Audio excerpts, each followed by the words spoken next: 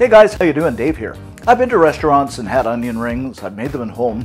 And after a few minutes or, 5 minutes or so, they go soggy. So I thought I gotta perfect this and keep them crispy, keep them crunchy, and get the proper spicing. So I made these my super crispy onion rings. Believe me, the spices are great, the crunchiness is great. You're gonna love them, so let me walk you through this. Okay guys, I'm going to kick things off here by slicing up a fairly large white onion. You can use the onion of your choice, and we're going to make this about a 1/4 inch thick. Then I'm going to divide them into rings, something like this. You're going to get some large ones, you're going to get some small ones, but that's the beauty of onion rings, you get various sizes. And we don't want them much smaller than that. Next up, let's make our batter, and we're going to do this by adding 3/4 cup of all-purpose flour to a bowl, 1/4 cup of cornstarch, 1/2 teaspoon of cayenne pepper, and that's going to give it some heat and some wonderful color, and of course some regular pepper, salt, and you can just kind of do this to taste. Grab up my handy-dandy whisk, and I'm just going to give this a good mix. Alright, that's pretty good. Something like this. Now I'm going to add in a cup of cold water, little bit by little bit. Now I'm using sparkling water here, but you can use club soda. I've seen people use that. Or milk, or just regular water, until you get a nice smooth batter. And you want a consistency something like this. And see those nice swirls in the batter? That's about perfect.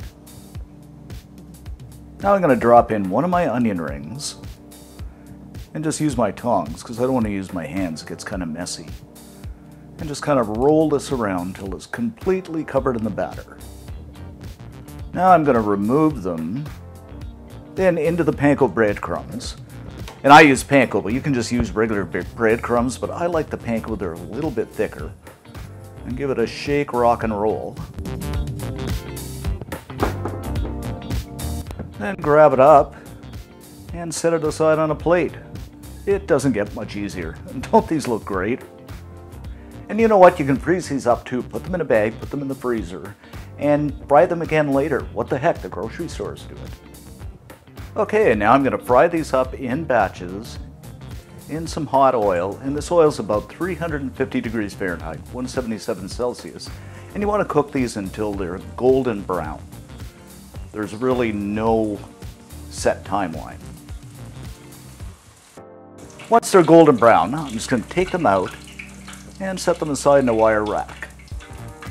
And I said there's no timeline, but this has only been a minute or two, depending on how hot your oil is. Don't these look incredible, guys? Sprinkle a bit of salt over the top. And there you have it, guys, our super easy, delicious, crispy onion rings.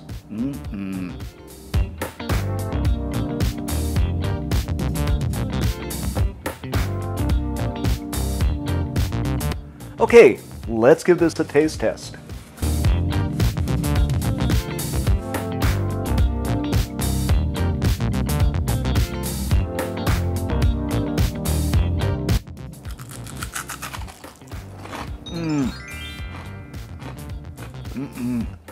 I'm not sure if you heard that crunch, guys, but they're super crispy. I just love onions. And the spices are great. So good. You gotta try these. Serve them up with anything you want.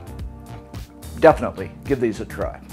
So for all the details on these crispy onion rings, head on over to cookandshare.com. Lots of great stuff on the blog. Thanks for watching, subbing, and see you next time.